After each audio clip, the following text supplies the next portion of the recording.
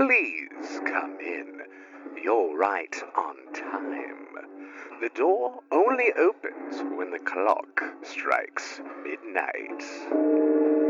Georgia and Hannah are preparing to broadcast from the belfry. Just like this old bell tower, they have many stories to tell.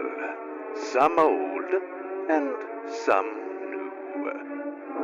Follow me up these stairs, but mind your step.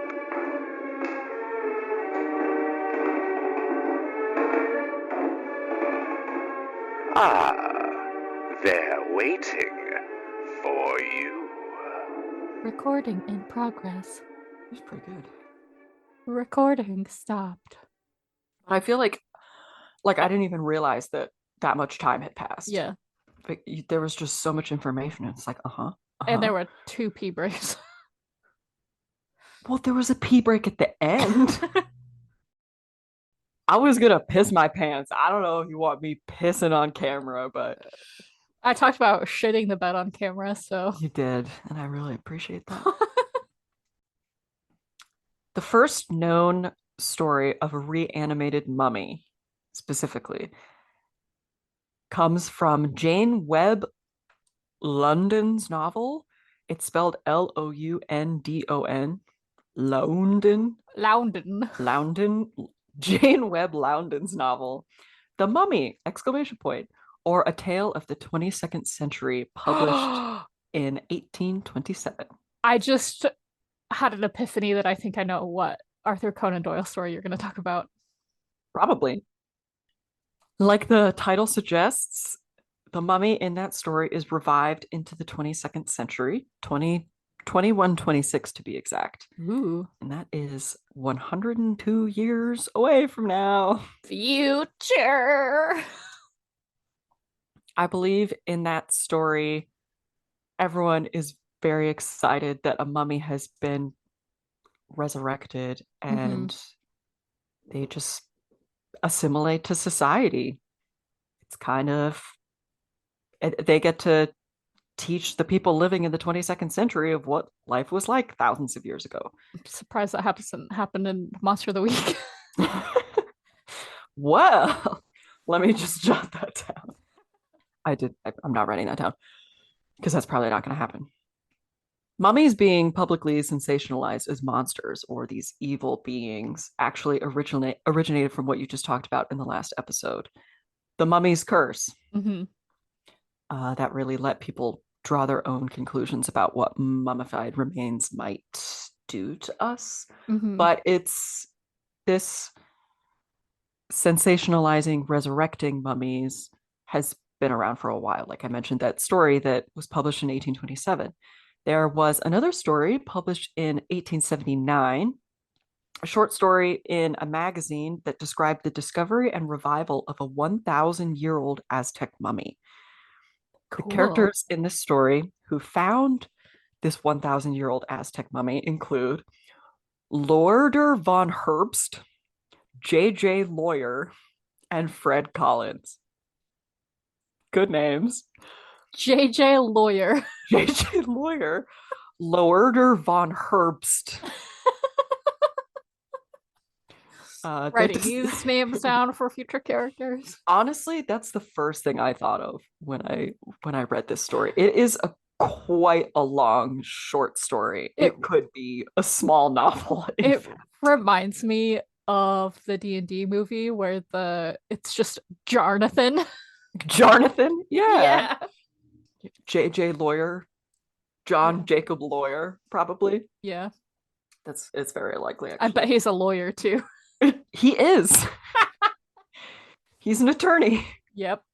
Not very original characters, I will say. So the story is set up as a series of letters that von Herbst sends to, I believe, his college or like his doctor's office. I can't quite remember if he's a professor or someone with an MD, whatever. It was 1879. Who cares? A physician. They discovered this 1,000-year-old Aztec mummy in an ancient tool-cut granite chamber in a dark gorge. Ooh. And it was von Herbst's hypothesis that ancient Egyptians migrated across the Atlantic Ocean and that the Aztecs were really a colony of Egypt. And that the mummies were not corpses, but rather living beings put into a centuries-long sleep and are therefore capable of being revived. Wait, hold on. The Aztecs didn't mummify people. They did. The Aztecs did? Sometimes. Huh. Okay. Yeah. I mean, I wrote a whole paper about Aztec death beliefs and practices, but never It's came I across mummification. believe it's probably just Mexican mummies. It could be pre-Aztec. Okay. But I got all of this information from sources that I found through Wikipedia. I'm going to say I think that historically they were just called Aztec mummies. I'm using air quotes because they were found in Mexico, right? Yeah. Like Okay. in Like there's no distinction between the Aztecs and the Mayans and the Inca and the Olmec and the well, there is cultural distinctions between all of them, but they sure didn't well, I know recognize that. that. Yes, Yeah, that's yeah, what yeah, I'm yeah. saying. Yeah, Like yeah, yeah. they just generalized all They did. Mesoamerica as Aztec. Yeah. Okay. Because in the 1700s, 1800s, that was the term that was used to describe these mummies on traveling exhibit who were not from Egypt, because there were mummies found sort of all over Central and South America, Okay. or at least in the arid regions of Central and South America. Mm-hmm. It was a very common practice, which I will talk about Okay. as we continue on. But you're right. That's just a term used, and that's what's referred to in this story: a 1,000-year-old Aztec mummy. Okay. So what von Herbst did is he revived these corpses by pumping milk into their veins to expand What?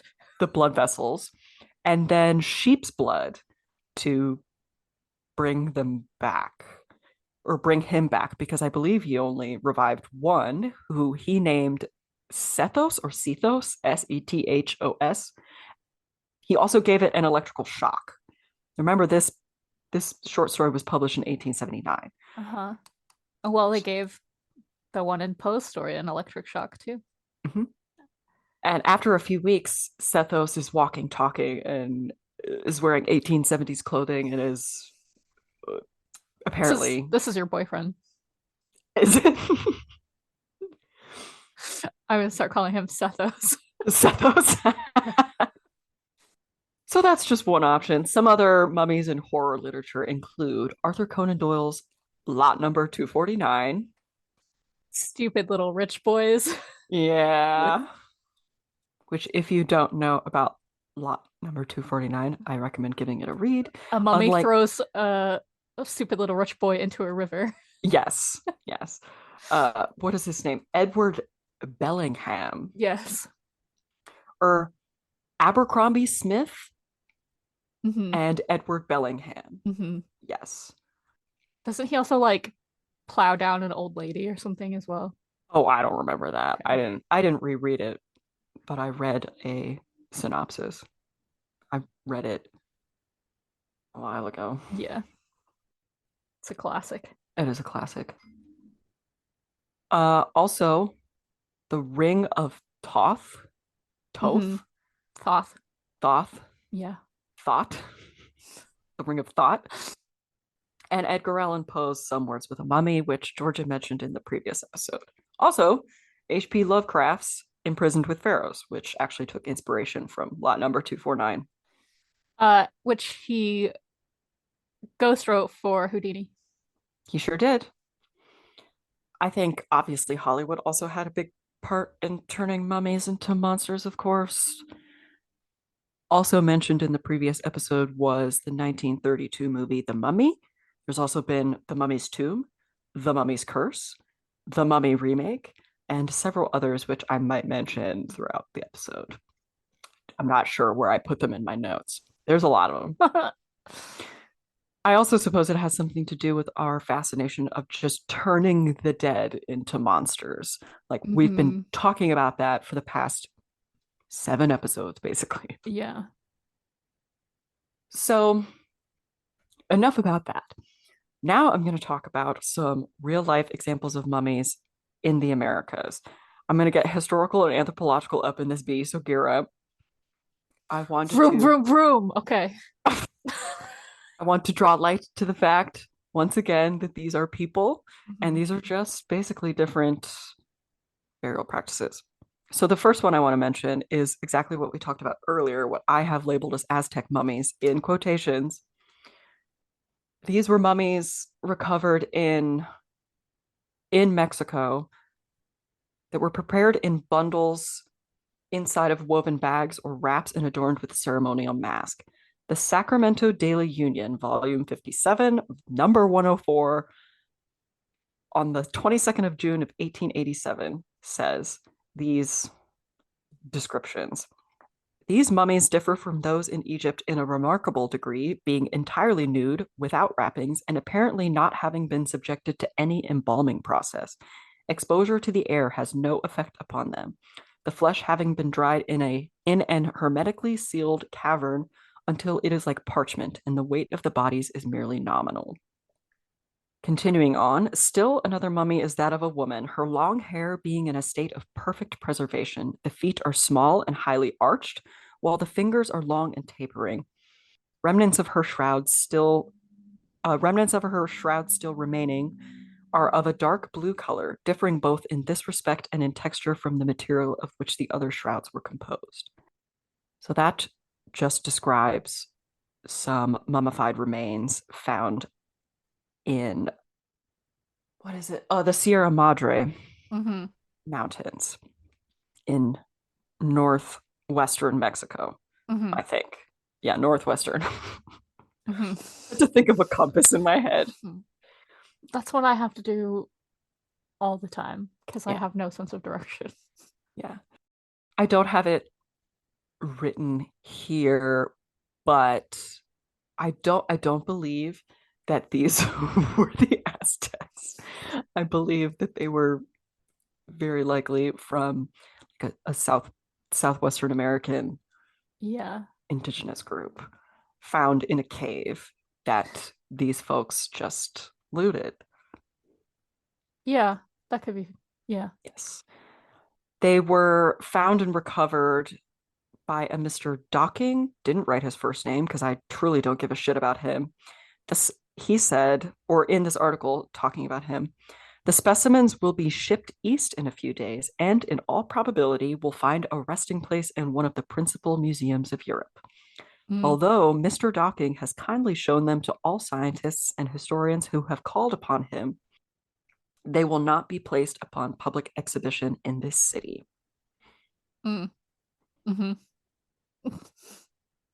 So that is yet another example of what we were just talking about in the previous episode, how mummified remains have been put on display for a very long time. People are just so fascinated with death that, well, a burial practice that's other than them, right? I think that in Western Europe and in Anglo-American culture, we don't mummify people, we embalm or we cremate remains. Right. Which is kind of interesting because in my mind, the reasons why we embalm people today is really similar to the reasons why Egyptians embalmed and mummified their people, and it's like their embalming methods didn't preserve the body the way ours do, but they still made the death masks and everything to preserve the appearance, the physical image. So it's really not that different, guys. There's several famous death masks of King English Tut. people. King Tut. Well, English people. It doesn't Uh-huh. Marie Antoinette. Oh, maybe I said don't know. English people. I meant Western European people. Uh-huh. Marie Antoinette was not English. Be really funny if she was. Yeah. And she had like the Rose Tyler London accent. Yes. Like that would be real, oh boy. She sounded like a real chav. Yeah. Yeah. I think we all have different ways of preserving our dead for one reason or another. It's, I guess, is really all just based on our religious practices, what we believe is the ultimate end, what happens to us after death. I can't remember what episode it was, but we had been talking about how some cultural groups leave the dead in their homes to essentially mummify, or at least become. It was episode 3, because that was episode when 3 talked about my grandma dying. Yeah. Yes. That's just another practice as well. The corpse becomes desiccated and just kind of hangs out for a while. Yeah. Telling you, those barbecued mummies in Papua New Guinea. I love that. I love it. I love that they physically become the ancestral guardians. They physically become the ancestral guardians of the village. That's so cool. And they come back to, they get brought back to the village once a year for a big party. It's great. I don't want to be brought back to the village for a big party. I hate parties. Just leave me alone. Leave me out here on my scaffold, thanks. Yes, thank you. So I think that the traveling exhibitions of what were called Aztec mummies, who were just mummified remains from Mexico and South America, these traveling exhibits became popular because of the Egyptomania and finding all of these mummies in Egypt, how popularized that became. Those mummies on traveling exhibit were like more accessible because they didn't have to travel as far. Yeah. And usually those looters removing the bodies would return to America, or excuse me, the United States.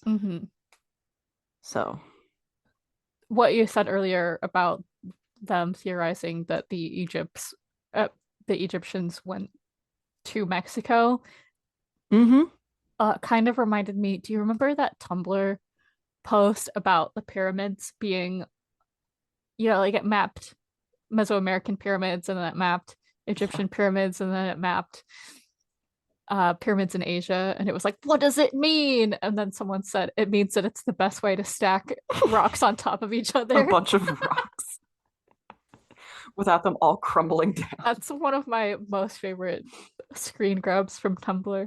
Yes. Different groups figured out how to engineer independently. That's crazy. It's almost like math is universal or something. And it's almost like people that didn't live in places with mountains figured out how to artificially make mountains. Yeah. Whether it's a mound or a pyramid or whatever. Yeah. So, on the subject of traveling exhibits, it's like I brought this up too briefly. Fun fact. There was recently a traveling exhibit in the United States that I believe is still going on, called Mummies of the World, the exhibition, which did display actual real-life mummies for the public to pay and go see. So this is not an ancient thing. This is not an old thing. This is still ethically a problem. It's happening, and it seems like it's very popular. The most recent location, if you can believe it, was at Playhouse Square in Cleveland, Ohio. I was gonna say, even when we went to the Cleveland Art Museum, we saw mummies there. They had that Egyptian room. Oh, they didn't have mummies. Wait. They had a sarcophagus. They had 2 sarcophagi. Oh, maybe it was when I was at. It might have been when I was at the art institute that I'm thinking of. Oh, I don't know. I know the pyramid at the Field Museum no longer has the mummy. At least I don't think it does. Noah and I were just talking about that. He said when he was a child, he would go through the pyramid and in that sort of viewing thing, look down and seeing the mummified person freaked him out, which I understand. Yeah, aren't they talking about repatriating the entire pyramid? Mm-hmm. They sure are. I know it was still there when we were there. Yeah, but it was like semi closed down. It sure was. It might have been the art institute. I know they did have a mummy. Yeah. But that was in what, July of 2022 that I was last there, so I don't know if that's changed. Anyway, sorry. Anyway, no, you're fine. Mummies are still at museums. Mummies are still at museums. So the most recent location was in Cleveland, Mm-hmm. but it closed in late February Mm-hmm. and will presumably be at another location Mm-hmm. at some point. I actually first found that traveling exhibit by searching for recent mummy traveling exhibits, and I clicked on a link that took me to that exact same traveling exhibit in St. Louis. I was like, oh, I didn't realize it would be that close. And I kind of traveled along to see where it would be now. And most recent place was Cleveland. I have no idea where Mummies of the World, the exhibition, is now, but they do display several mummified remains of people. Mm-hmm. Another fun fact, the Aztec hieroglyph for death in written documentation of historical events such as the death of a ruler or warrior, a mummy glyph is used. Aw. Like sort of the bundled up mummy wrapped in cloth. Usually that will be sort of like connected to a glyph denoting that person's name, and then another glyph marking the year of the event. Which I imagine we saw in those books of the dead that we got to see at Philly, the Philly. Probably. So we'll have to post some pictures of our little trip there. Yeah. Yeah, because I still have them, obviously. Yeah. There are 3 movies that I found reference to Aztec mummies called La Momia Azteca and its sequel, The Curse of the Aztec Mummy. Oh. And then its sequel, The Robot versus the Aztec Mummy. Oh. I have no idea what those are about. I want to know who wins, though. The I robot or the Aztec mummy. Apparently there were Aztec mummies referenced in the Lone Ranger comic book and Kolchak the Night Ranger TV show. Oh. Okay. I don't know anything about those either. Okay. So now I'm going to tell you about Inca mummies. Yay. So by 11 or from 1100 to 1500 AD, people were still preserving their dead in the Incan Empire, or at least I should say the Tavan-Titsuyu Empire. They prefer to not use Incan. The mummies, or malki, were arranged in a fetal position and wrapped in leather or cloth, were placed in baskets or under huge ceramic jars. They were brightly decorated and buried with food, clothing, and other items. But when the Spanish conquered the Inca, they forbade mummification as it wasn't Christian. They plundered countless burial sites, and it's just my guess, but many of those that remain may have just been lost to time or nature, or they've just been kept private. They don't want to share where those are located with the rest of the world. Yeah, like that concept of discovery. It's like you're not discovering something. Someone knows where it is. Native people know where it is. Indigenous people know where things are. They just don't want to share that with you because it's none of your business. They know what you'll do to it. Yeah. Historically, people colonize cultures, but what is part of that culture is the burial practices. Mhm. Those have been colonized terribly. But in 1875, archaeologists discovered a burial site at Ancon on the Peruvian coast that consisted of hundreds of shafts, like Mhm. leading to tombs of well-preserved mummified people. They were wrapped in cloth, seaweed, leaves, grass matting, and furs, and many bundles were topped with on their chests were topped with a false head and had decorated eyes that sort of like looked out Mhm. into the tomb. Many Incan mummies have been discovered mostly around cold mountain peaks, and we're talking like over 17,000 feet, Mhm. who we know they were sacrificed to their deities, usually the gods of the mountains. It really makes sense when we remember that many indigenous Andeans today still prominently feature or worship mountain deities. Mhm. And these mummies are different compared to others found preserved in icy conditions, like the Iceman, Otzi. Mhm. These mummies became frozen when they died instead of during decomposition, Mhm. Okay. which basically halted the process of Yeah. decomposition. It was found that some humidity was necessary for this kind of preservation. The total absence of moisture causes shrinking and organics become very brittle due to the water loss, like with Iceman. Sometimes if volcanic ash surrounds these mummies, because some of the mountains were Mhm. volcanoes, this helps inhibit bacterial growth while also retaining moisture. That's so cool. And also, any rapid burial or freezing of the soil around these people can result in a sort of vapor barrier. Mhm. Very specifically, I'll talk about the children of, oh, I know I'm going to get this wrong. The children of Luyayako.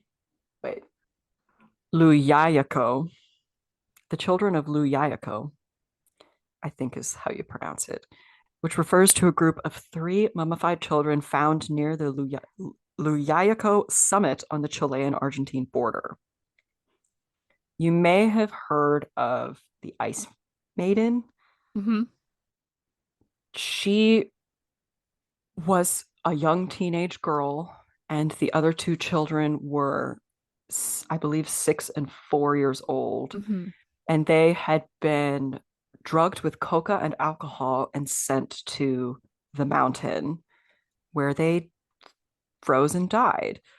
They each sort of experienced something different leading up to their deaths. The oldest, who is the Ice Maiden, appears to have died in her sleep. She had the most drugs and alcohol in her system and Mhm. kind of just, she passed clutching her knees to her chest. Yeah. We know this because she's still perfectly preserved this way. Yeah. And the other 2 children, there's a girl and a boy. The 6-year-old girl was struck by lightning sometime Oh. around or after her death, and parts of her chest and face and the side of her head are gone. They have been caved in from the lightning strike. Damn. And she was found sort of like turned over. And then the young boy, who is about 4 years old, I believe, was found tied up and had blood and vomit in his lap. Oh. It was clear that he struggled before his death. So, as sad as that is, it was a very common practice to send beautiful or perfect young children to the summits of mountains as sacrifice to the mountain gods, who would improve the lives of the elites and Mhm. the higher status people of I the know Inca. in Aztec culture, it was believed that the tears would summon the rain god. Mhm. Similarly. But death was just, that kind of death was just a part of life, I Mhm. think. we've talked before about like how cannibalism is really not good for keeping up the population. And that's maybe one of the reasons why we don't do it. Yeah. This sacrificing children like this doesn't Mm-hmm. really necessarily keep up with population growth, but it's also important. Mm-hmm. Those are the kind of dumb things we have to think about as anthropologists. Yeah. But if Like we think about, if you truly believe that that's what it takes for you to ensure that the rest of your village or town is fed for another year, then of course you're going to do that.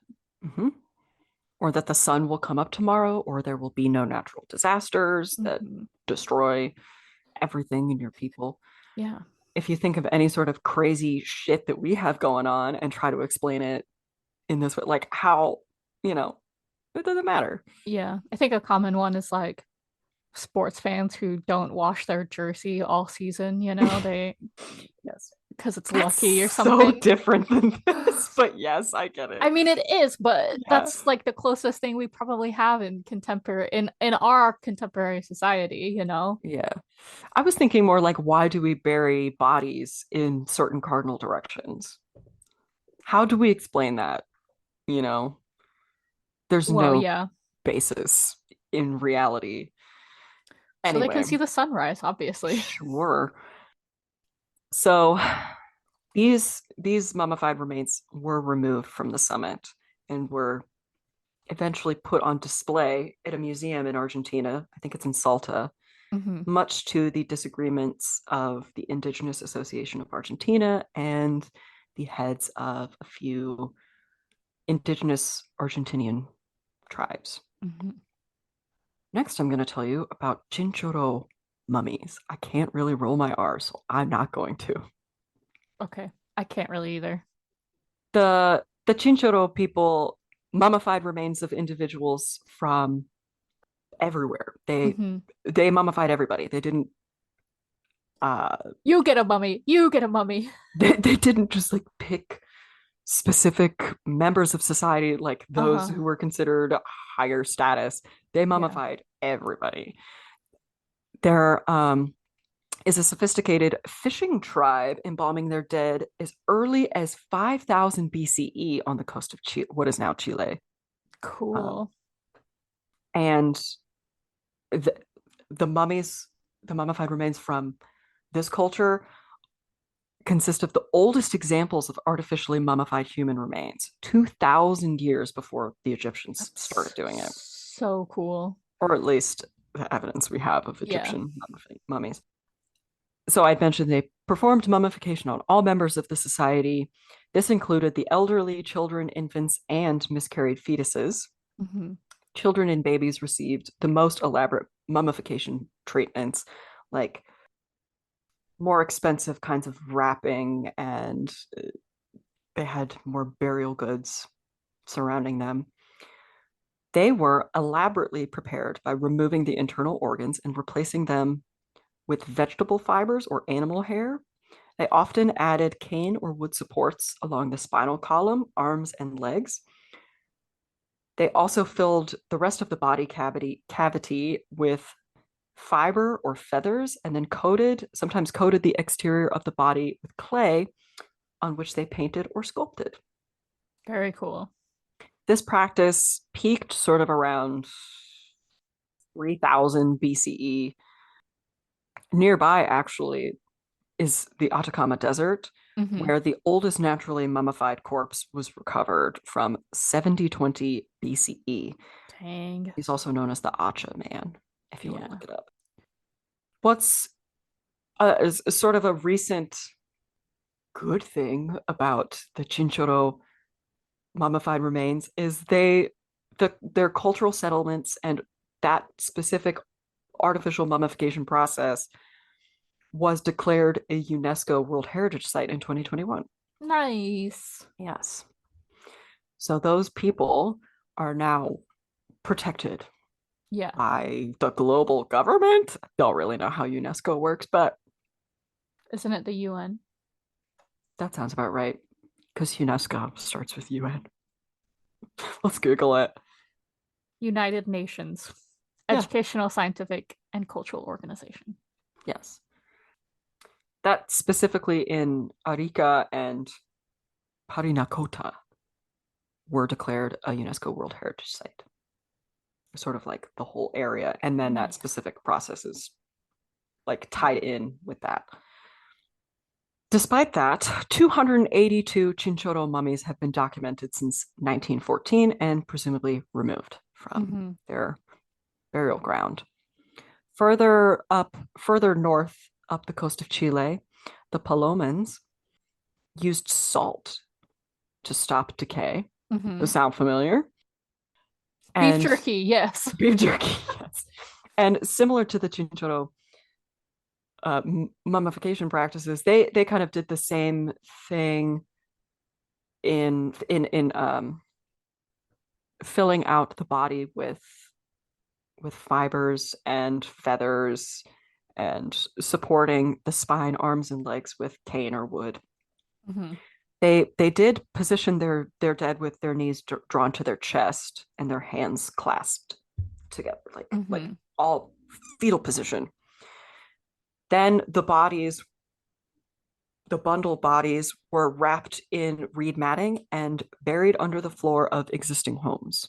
And that's how they were found, is in structure context. And that is the Chinchorro mummies. Oh, I have a couple things out of place because I was moving stuff around. Okay. The Muisca mummies.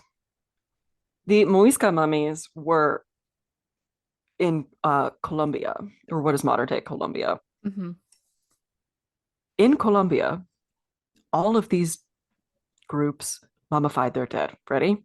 The Nazca, Paracas, Chachapaya, or Chachapaya, I can't remember if I wrote that incorrectly. Altiplano, Calima, Pijao, Quimbaya, Guane, Lache, Chitarrero, the Zenu, and what I'm going to talk about, the Muisca. Dang. That's a lot. You don't hear about any of those groups. No, I've certainly never heard of any of them, but I've heard of a couple, but like not in the context of mummies, that's for sure. Yeah, it's really interesting learning about how people treat their dead in South America.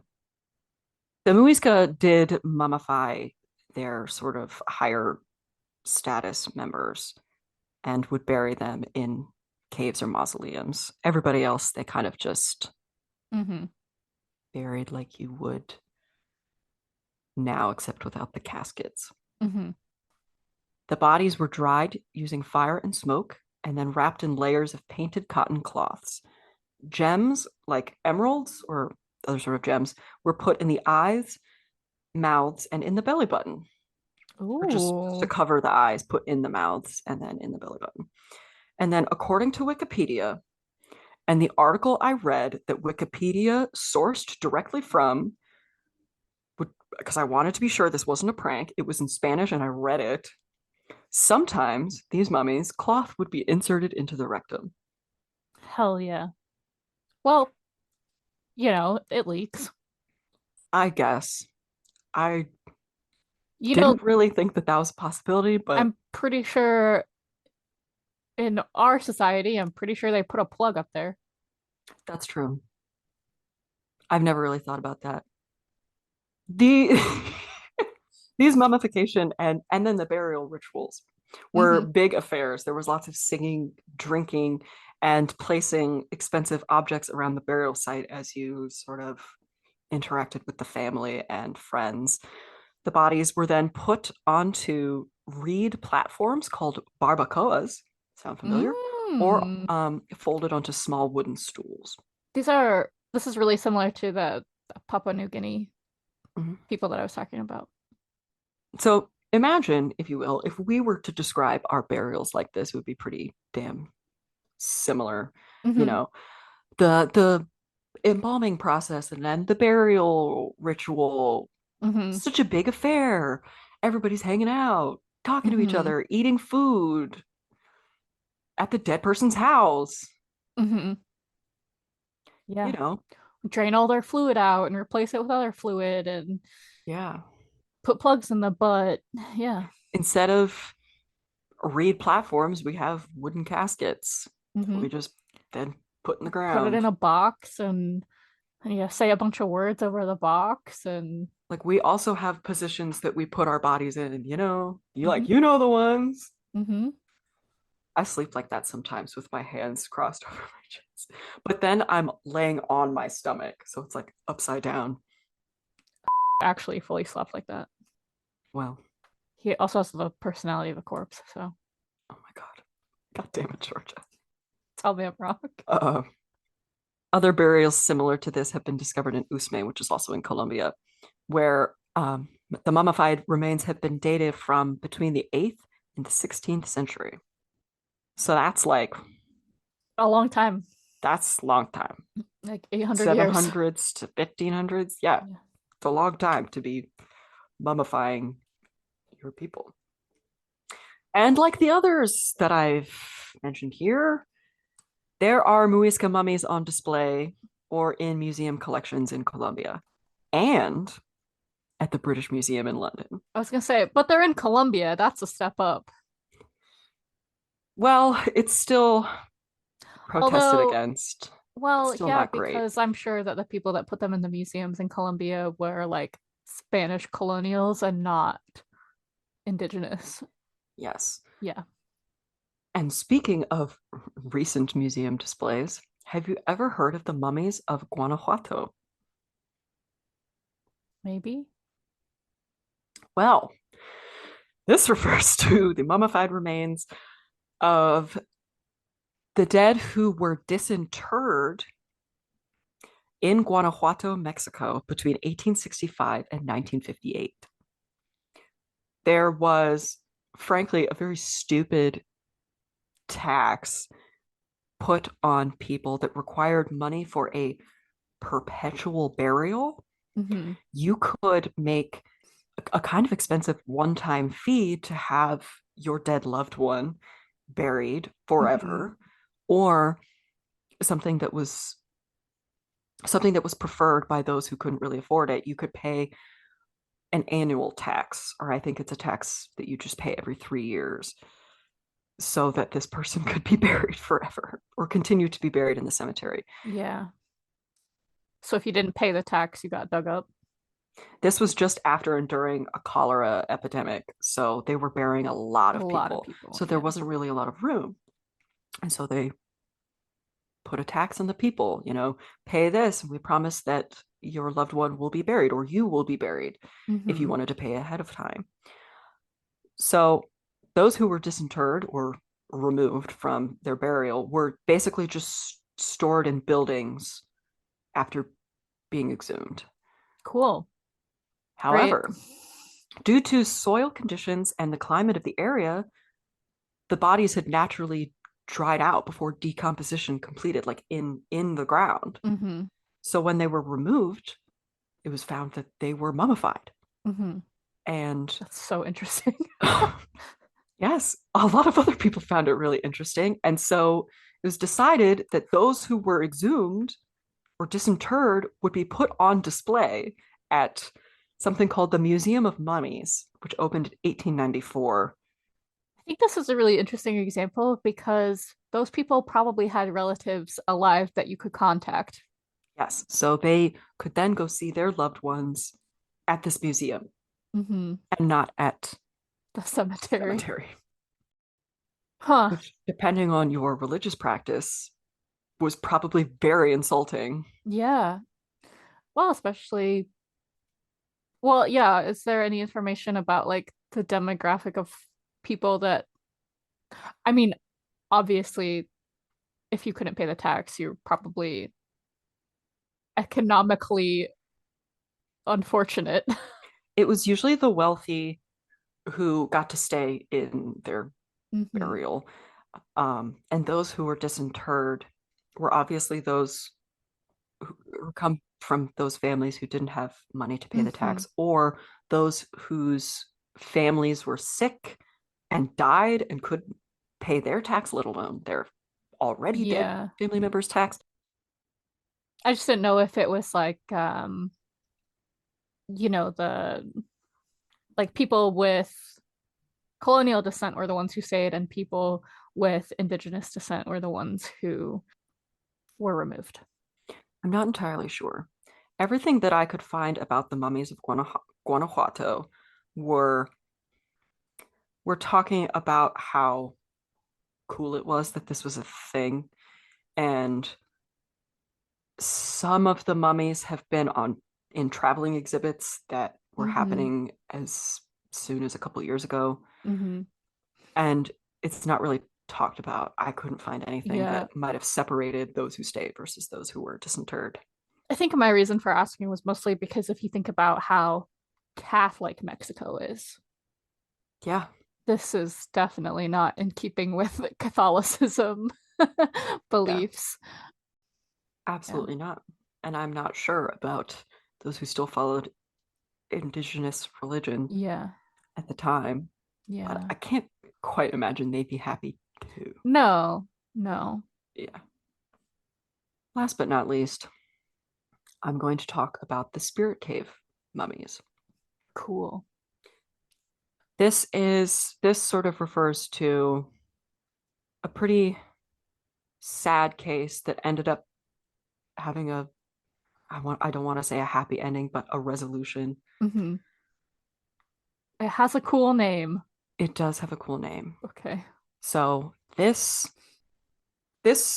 specifically refers to what spirit caveman is what it was generally referred to in what I was Googling.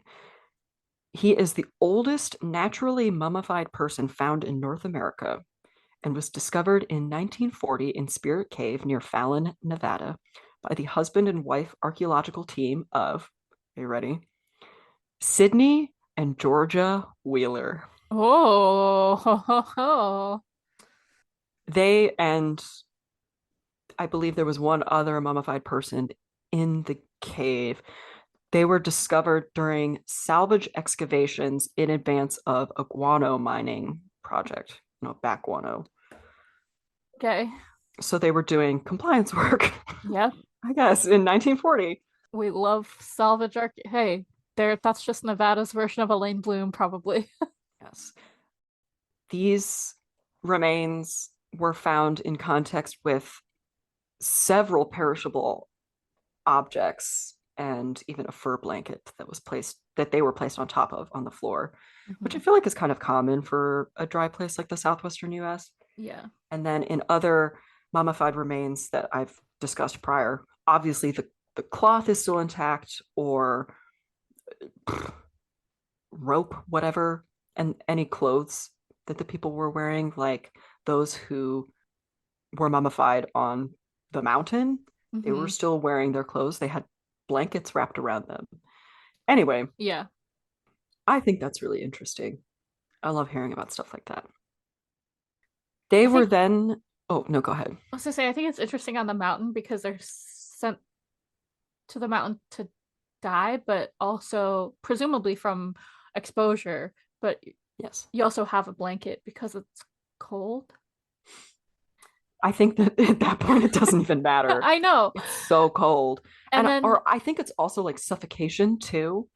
Yeah, because the oxygen it's I know thinner, yeah.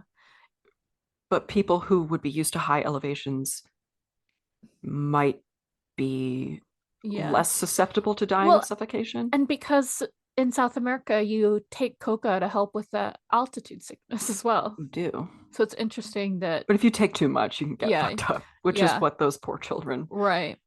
It's just interesting, like kind of interesting parallels, how like you're, in a sense, you're given things to help you, even though they're not actually helping you. The cave in Nevada, I mean, deserts get cold at night. We know that.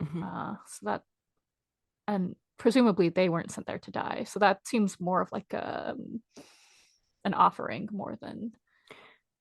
I'm not sure. I didn't look too deeply into it. Yeah. Because of what happened next. Okay, good. So the remains were then stored at the Nevada State Museum in Carson City Mm-hmm. and were kind of left alone for 50 some odd years. Mm-hmm. And then in 1997, the Paiute Shoshone tribe of the Fallon Reservation and Colony made a NAGPRA claim of cultural affiliation with the remains and their associated artifacts. For those of you who don't know, NAGPRA refers to the Native American Graves Protection and Repatriation Act that was signed in 1990. Mm-hmm. And something we have to navigate on a daily basis. Well, I do. yes, I also do, but you do, yeah. We don't really do. We just deal with a bunch of dirt, yeah. really. I think yours is you do it indirectly, whereas I have to do it kind of directly. Yeah, it's like a side objective of my job.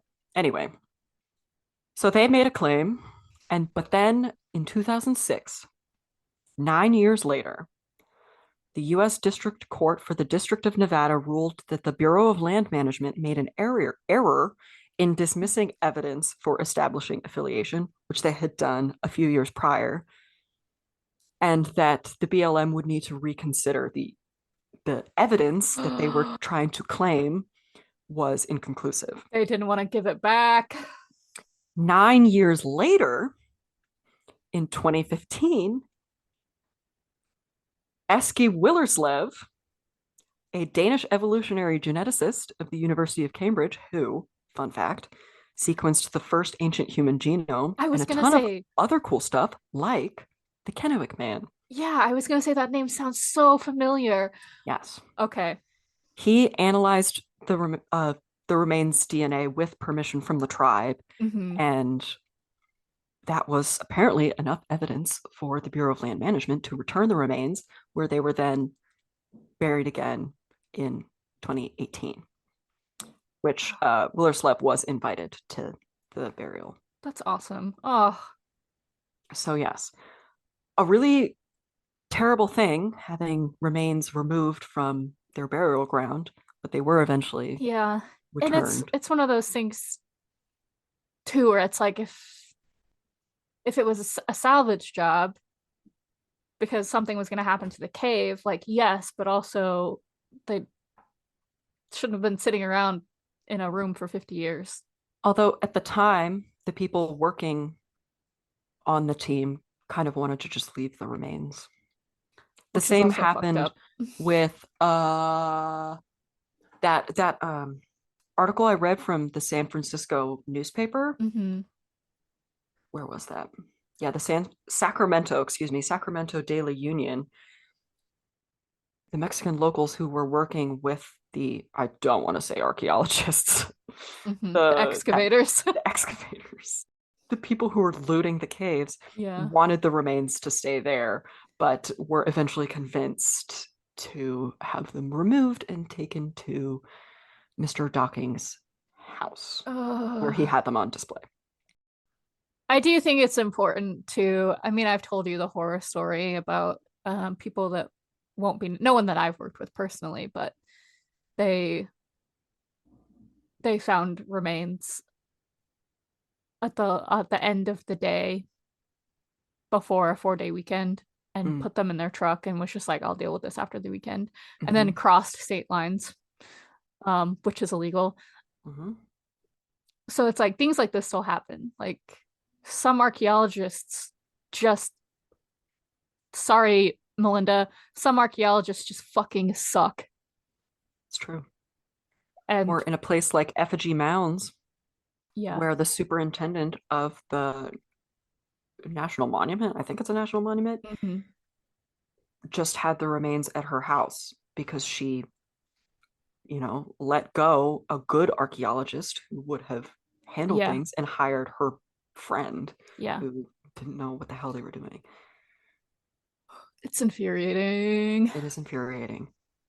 So, all in all, clearly mummification has historically been a very common practice that was more or less colonized out of people, it seems like, at least in South America and in Mexico. and has now been sort of traded for a different kind of burial practice, something that you and I are more familiar with. Although I do believe some mummification practices may still be happening in the more secluded or rural parts of the world. Mm-hmm. Papua New Guinea. Papua New Guinea. Always going to come back to that. But yeah. But yeah, mummies are people too. And I just wanted to talk about the different kinds of mummies that are not Egyptian. Yeah. And reiterate the fact that they are not monsters. Yeah. Like Hollywood has changed the narrative to be. No, dead people are monsters. No. Mummy, even though we've reanimated talked corpse. about like zombies being like monsters and wanting to eat people, Yeah. but that's just the change narrative again. Or vampires sucking people's blood. I was just thinking that, oh, the demonic vampires are always women. But all the cursed mummies seem to be men. It's true. I wonder if that's just the demographic of people who were more traditionally mummified, though. At least in the first article that came up is women in ancient Egypt were more than just mummies. Girl. At least in, what was it? The Chinchorro Yeah, I know you said a lot mummies. that like they mummified everyone. Everybody. Yeah. But because that's just, I guess it was the easiest thing to do. With the sensationalism of specifically Egyptian mummies usually being the ones that are used as supernatural entities in horror. And I don't even know if it's that demographically maybe they were more often what am I trying to say? They were underplayed. Wait, one thing that we didn't talk about was what Daisy tells Dr. Brennan in Bones about how the females were left to putrefy prior to mummification to discourage necrophilia. I love that fun fact. Love it. So, like, we know that they mummified women. I'm currently reading about how in Egypt, or Egyptian mummies, the women were also mummified and frequently buried with their husbands if they had one. But they were just... Yeah, so it's just men that are wrathful mummies. Yeah, they're lifted up. They're more prominent in media. They're more prominent in research. What else is new? Yeah. Looking at you, tampons. God. And all drugs that are supposed to help with mental health. I recommend looking up pictures on your own if you don't want to see remains of people. Don't. Mm-hmm. Unfortunately, there are plenty of images of mummified corpses on the internet. Yeah. Which is, what do you expect? It's the internet. Well, that concludes this week's broadcast. I hope you've enjoyed it.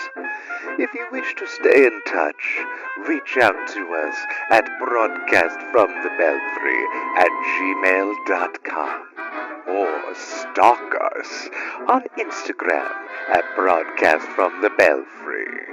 Again, I hope you've enjoyed our little show. Please rate and review. And until next week, stay